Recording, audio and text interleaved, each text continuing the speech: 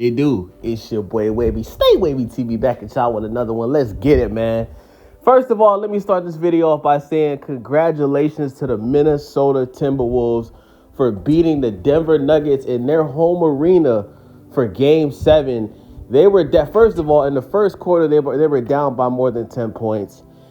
In the beginning of the third quarter, they were down by 20 points. And they managed to come back and beat the Denver Nuggets in their home fucking arena in Denver. Now, let me tell y'all something, man. What happened last night, and I want you guys to listen clearly. The Timberwolves were not supposed to win last night. The referees literally did everything in their power to rig that game and to make the Denver Nuggets win. I told y'all on my last video, the NBA was going to do everything in their power to make sure that their three-time MVP was going to go back to the NBA Finals and win his second NBA championship back-to-back, right? If you paid attention to the game, I told y'all in the last video, I told y'all, Game 7, I said in the first quarter, you're going to see the referees call a bunch of fouls for the Denver Nuggets. And what happened? The Denver Nuggets in the first quarter, they were getting a bunch of foul calls. They kept going to the free throw line, right? They were cooking, right? They were cooking first. They were cooking the first half of the game. They were even cooking in the beginning of the third quarter. So I want y'all to understand something. The Minnesota Timberwolves did not only beat the Denver Nuggets, they beat the referees. Listen, do y'all know how hard it is to win a game when the referees are doing everything in the referees are doing everything in the power to make sure that your team loses? Do y'all know how hard that is? That was fucking incredible what we witnessed last night. Guys, we seen Rudy Gobert shoot a turnaround. He shot a turnaround jumper on Nikola Jokic the same way Jokic be shooting it. When the fuck have we ever seen Rudy Gobert shoot a turnaround fadeaway jumper? When have we ever seen that? And he did it on Nikola Jokic. That's not normal. That is not normal.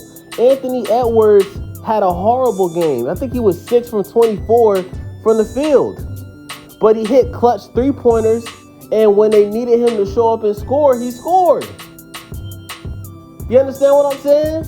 Naz Reid came off the bench in crunch time. Anthony Edwards jacked up a shot, pause, and Naz Reid did a putback dunk and dunked on Nikola Jokic. Come on, man. This is not normal. That's what I'm trying to explain to you guys. What we witnessed last night, that, in my opinion, that was the best NBA game I've seen since Kobe was playing, bro. Like, that shit was fucking incredible, man. Like, that, we literally seen a team beat the NBA refs. That is so hard to do, man. And Naz Reid reminds me of Montrezl Harrell. We all know Naz Reid is the sixth man of the year, right? He's a hell of a fucking player. I think they should have put Naz Reid on Nikola Jokic for the whole series. Me personally, I would have started him at center, and I would have had him guard Nikola Jokic all series. I believe if Naz Reid would have started at the 5, I think Minnesota would have won in 5 games. That's just my opinion, because he's such a tough dude, right? But he reminds me of Montrezl Harrell when Montrezl Harrell was on the Clippers. Remember when they was in the bubble and Montrezl Harrell was the sixth man of the year on the Los Angeles Clippers? That's who Naz Reid reminds me of. They got the same style of play. They're both not that tall, but they're both very physical, right? They both get rebounds, and they're just tough motherfuckers, man. Shout out to Naz Reid. And we also got to shout out to Karl Anthony Towns, man. For those that don't know, he was already in the arena like 2 hours before the game started, just sitting down, staring at the court. He was locked in. And he put in a crunch time putback dunk, where somebody on his team missed a shot and he came and just did a putback dunk. You know what I'm saying?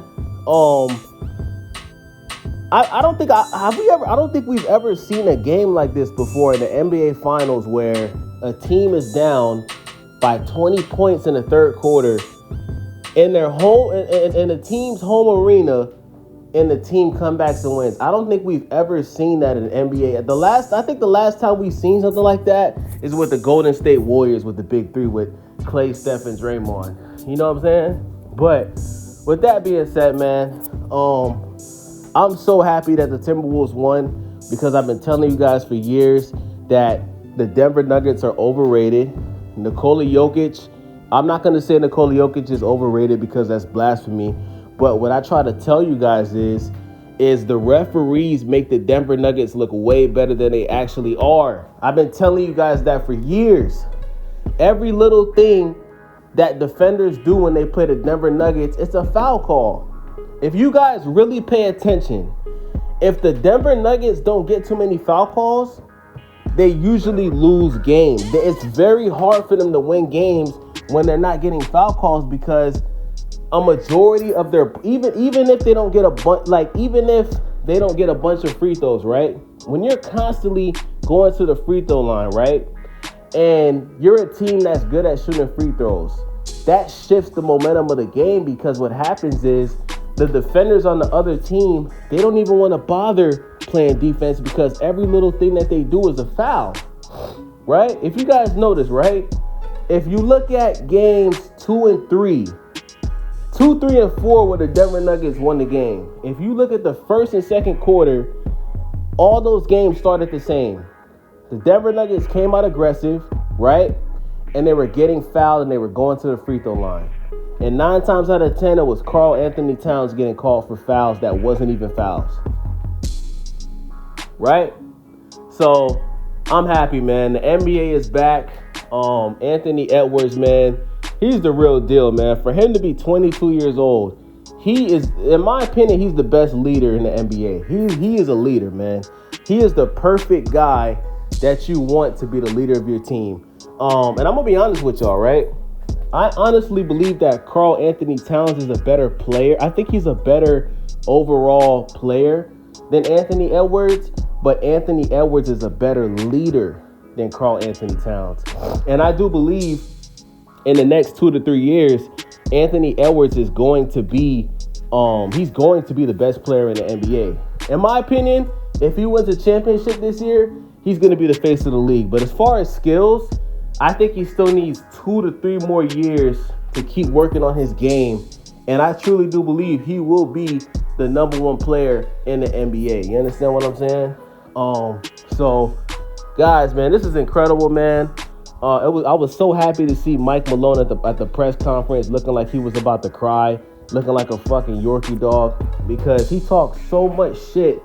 He talked so much shit the last 2 years about the Los Angeles Lakers, and he was talking shit about LeBron.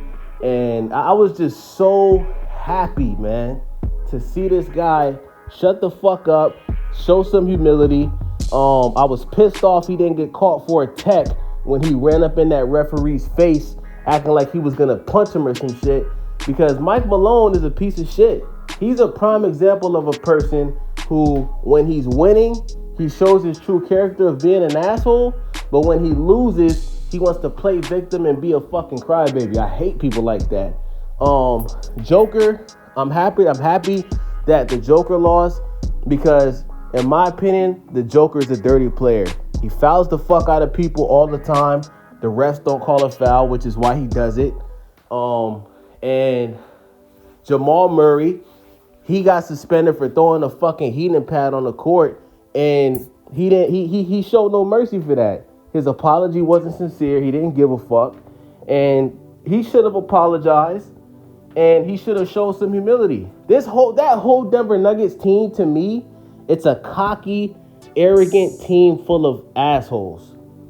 And to see them lose literally made my year. Listen, guys, if Denver would have won, because I predicted, if Denver would have won last night like I predicted, I would have been done with the NBA. I turned the game off after the first quarter. When I seen the first quarter and I seen Denver was up by like 14 points, I turned the game off. Right?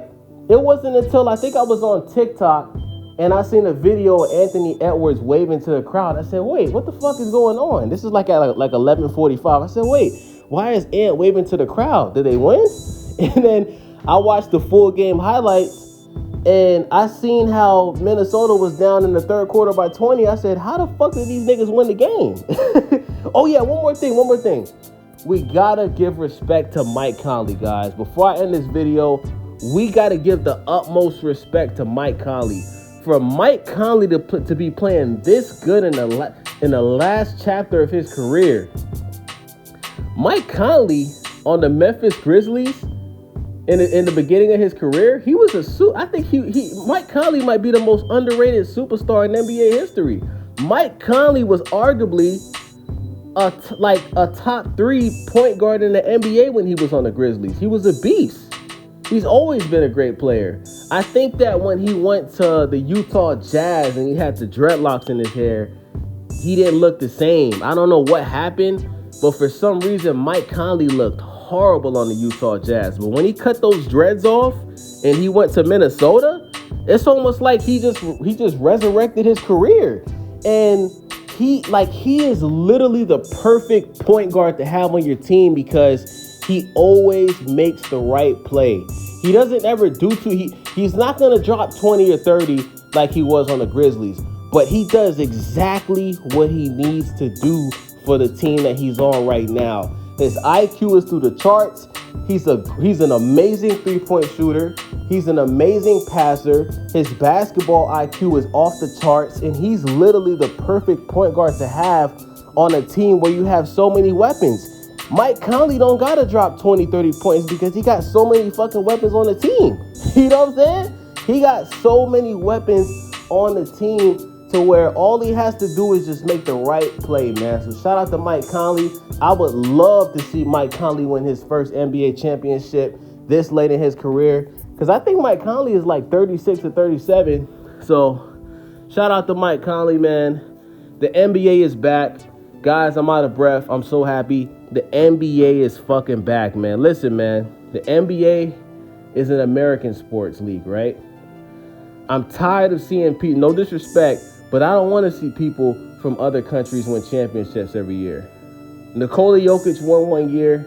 Giannis won one year. This year, we need an American-led team to win the championship. So I want to see I don't care if Minnesota wins, Boston wins, or Indiana. I just don't want, you know what I'm saying? I'm be honest, like, I don't have a problem with Luka. I like Luka Doncic, but he's another crybaby. He's another player from Europe that's a fucking crybaby. Every time he doesn't get called for a foul, he's crying like a little bitch. You understand what I'm saying? And Kyrie Irving already has a championship. Everybody, these other teams in the playoffs, none of those guys got championships. So I want to see somebody win a championship that doesn't have any rings yet. So I want the Timberwolves to go all the way and win it all. But like I said, I wouldn't be mad if the Boston Celtics win it or Indiana because, I mean, let's be honest, nobody's picking Indiana to win a championship. They only won because the Knicks were injured. But with that being said, it's your boy Wavy. Subscribe, thumbs up, leave a comment, share the video. I'm out.